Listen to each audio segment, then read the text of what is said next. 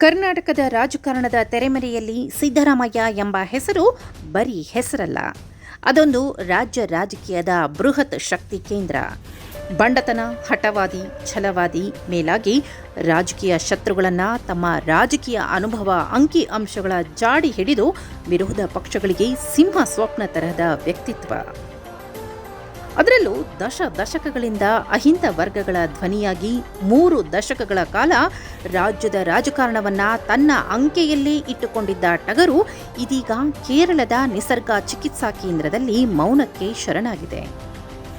ಆದರೆ ಈ ರಾಜಕೀಯ ಚದುರಂಗದ ಚತುರ ಸಿದ್ದು ಮೌನ ಇದೀಗ ರಾಜಕೀಯದ ಚಾಣಾಕ್ಷರಿಗೆ ತಲೆಗಳಲ್ಲಿ ಹುಳ ಬಿಟ್ಟಿದೆ. ಏಕೆಂದರೆ ಸಿದ್ದರಾಮಯ್ಯನವರ ಈ ಮೌನ ಕೇವಲ ಆರೋಗ್ಯ ಸುಧಾರಣೆಯಲ್ಲ, ಅದೊಂದು ಬಿರುಗಾಳಿಯ ಮುನ್ಸೂಚನೆ. ರಾಜಕೀಯದ ಜಂಜಾಟದಿಂದ ಕೊಂಚ ದೂರ ಉಳಿದಿರುವ ಅವರು ಅಖಾಡಕ್ಕೆ ಮರಳುವ ಮುನ್ನ ಹೂಡುತ್ತಿರುವ ತಂತ್ರಗಳೇನು? ಕಾಂಗ್ರೆಸ್ ವಲಯದಲ್ಲಿ ಸೃಷ್ಟಿಯಾಗಿರುವ ಈ ಅನುಮಾನಗಳ ಕಾರ್ಮೋಡ ಅದೆಷ್ಟು ಅಪಾಯಕಾರಿ ಎಂಬ ಮಾತುಗಳು ಈಗಾಗಲೇ ಹೈಕಮಾಂಡ್ ಸೇರಿದಂತೆ ಸ್ವಪಕ್ಷದ ನಾಯಕರನ್ನೇ ತಲ್ಲಣಗೊಳಿಸಿವೆ. ಅದಕ್ಕೆ ಬಲವಾದ ಕಾರಣ, ಇತಿಹಾಸ ಕೂಡ ಇದೆ.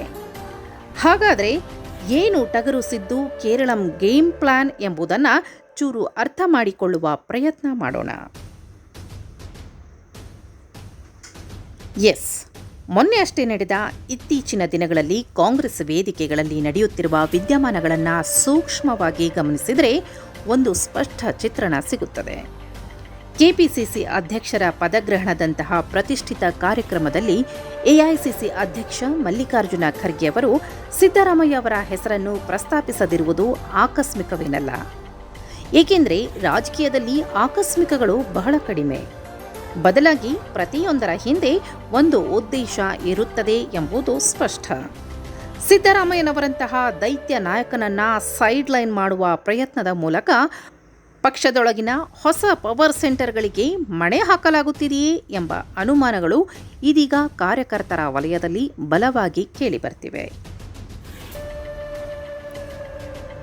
ಆದರೆ ಒಂದು ಕಾಲದಲ್ಲಿ ಕಾಂಗ್ರೆಸ್ ಪಕ್ಷದ ಉಸಿರಾಗಿದ್ದ ಸಿಎಂ ಸ್ಥಾನವನ್ನು ಅಲಂಕರಿಸಿ ಆಡಳಿತದ ಚುಕ್ಕಾಣಿ ಹಿಡಿದು ಅನೇಕ ಜನಪರ ಕಾರ್ಯಕ್ರಮ ಜಾರಿಗೆಗೊಳಿಸಿ ರಾಜಕೀಯದಲ್ಲಿ ಅನೇಕ ಇತಿಹಾಸ ಸೃಷ್ಟಿ ಮಾಡಿದ್ದ ಒಬ್ಬ ಅಹಿಂದ ನಾಯಕನನ್ನ ಹೈಕಮಾಂಡ್ ಈ ಮಟ್ಟದಲ್ಲಿ ಕಡೆಗಣಿಸುವುದು ಅಥವಾ ಅವರ ಅಭಿಪ್ರಾಯಗಳಿಗೆ ಮನ್ನಣೆ ನೀಡದಿರುವುದು ಸಿದ್ದರಾಮಯ್ಯನವರ ಅಸ್ತಿತ್ವಕ್ಕೆ ಬಿದ್ದ ಸವಾಲು.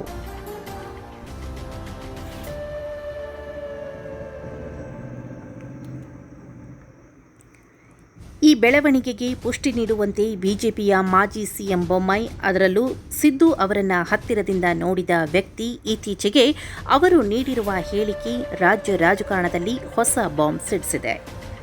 ಸಿದ್ದರಾಮಯ್ಯ ಸುಮ್ಮನೆ ಕೂರುವವರಲ್ಲ, ಅವರನ್ನು ಕೆಣಕಿದರೆ ಕಾಂಗ್ರೆಸ್ ಇಬ್ಬಾಗವಾಗುವುದು ಗ್ಯಾರಂಟಿ ಎಂದು ಬೊಮ್ಮಾಯಿ ಎಚ್ಚರಿಸಿದ್ದಾರೆ. ಬೊಮ್ಮಾಯಿ ಅವರ ಈ ಮಾತುಗಳನ್ನು ಕೇವಲ ರಾಜಕೀಯ ವಿರೋಧಿಯ ಹೇಳಿಕೆ ಎಂದು ತಳ್ಳಿಹಾಕುವಂತಿಲ್ಲ. ಸಿದ್ದರಾಮಯ್ಯ ಅವರ ಜಾಯಮಾನ ಮತ್ತು ಅವರ ರಾಜಕೀಯ ದಾಳಗಳನ್ನು ಹತ್ತಿರದಿಂದ ನೋಡಿದವರಿಗೆ ಬೊಮ್ಮಾಯಿ ಅವರ ಮಾತುಗಳ ಹಿಂದಿನ ಸತ್ಯ ತಿಳಿಯುತ್ತೆ. ಏಕೆಂದರೆ ತಮ್ಮ 35 ವರ್ಷಗಳ ಸಕ್ರಿಯ ರಾಜಕೀಯ ಜೀವನದಲ್ಲಿ ಸಿದ್ದರಾಮಯ್ಯ ಎಂದಿಗೂ ಅವಮಾನವನ್ನು ಸಹಿಸಿಕೊಂಡು ಸುಮ್ಮನಿದ್ದವರಲ್ಲ.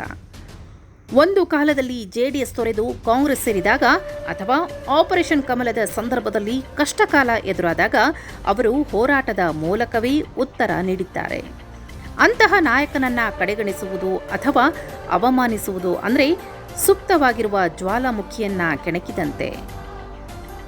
ಸಿದ್ದರಾಮಯ್ಯ ಅವರು ಕೆಣಕಿದ್ರೆ ಸುಮ್ಮನೆ ಕೂರುವ ಜಾಯಮಾನವರಲ್ಲ ಎಂಬುದು ಅವರ ಇತಿಹಾಸ.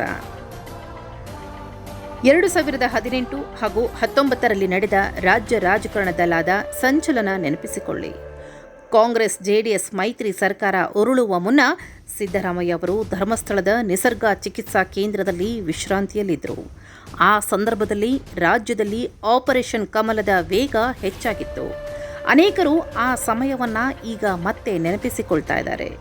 ಕೇರಳದ ಥೆರಪಿ ಸೆಂಟರ್ನಲ್ಲಿ ಸಿದ್ದರಾಮಯ್ಯ ಅವರೊಂದಿಗೆ ಎಚ್.ಸಿ. ಮಹದೇವಪ್ಪ, ಕೆ.ಜೆ. ಜಾರ್ಜ್ ಸೇರಿದಂತೆ ಅವರ ಕಟ್ಟ ಬೆಂಬಲಿಗರು ಇರುವುದು ಇದು ಕೇವಲ ಪ್ರವಾಸವಲ್ಲ, ಮುಂಬರುವ ಬದಲಾವಣೆಗಳ ಸಿದ್ಧತೆ ಎಂಬ ಸಂಶಯಕ್ಕೆ ಎಡೆಮಾಡಿಕೊಟ್ಟಿದೆ. ಇದು ಕೇವಲ ವೈಯಕ್ತಿಕ ವಿಶ್ರಾಂತಿಯೋ ಅಥವಾ ಭವಿಷ್ಯದ ರಾಜಕೀಯ ಗೇಮ್ ಪ್ಲಾನ್ ಮಾಡಿಕೊಳ್ಳುತ್ತಿರುವ ಕೇಂದ್ರವೋ? ರಾಜಕೀಯ ವಿಶ್ಲೇಷಕರ ಪ್ರಕಾರ ಸಿದ್ದರಾಮಯ್ಯ ಅಂತವರು ಖಾಲಿ ಕುಳಿತು ವಿಶ್ರಾಂತಿ ಪಡೆಯುವವರಲ್ಲ. ಅವರ ವಿಶ್ರಾಂತಿ ಸಮಯದಲ್ಲಿ ನಡೆಯುವ ಸಭೆಗಳು, ಮಾತುಕತೆಗಳು ರಾಜಕೀಯದ ಹೊಸ ಮನ್ವಂತರಕ್ಕೆ ನಾಂದಿ ಹಾಡಬಹುದು ಎಂದು ಹೇಳಲಾಗುತ್ತದೆ.